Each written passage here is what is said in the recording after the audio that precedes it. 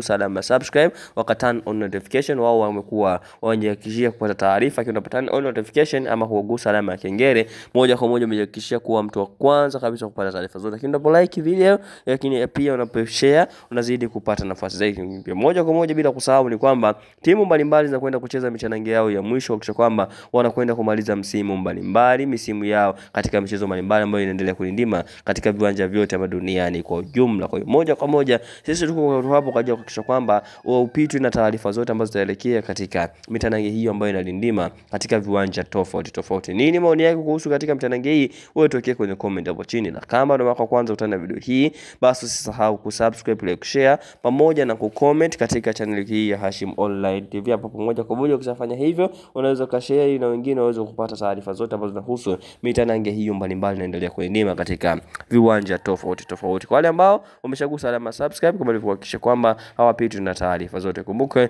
baada ya hapa ilikuwa ni break fupi kutoka katika michuano mbalimbali duniani inaendelea kulindima kwa upande wa timu za taifa. Kwa sasa timu zote zimeweza kurejea kuhakikisha kwamba zinakwenda kukamilisha ule mzunguko ambao umeweza kusalia katika michezo yao kadhaa ambayo imeweza kubaki mpaka hivi sasa. Pia wengine wanakwenda katika mashindano mengine makubwa zaidi, lakini sisi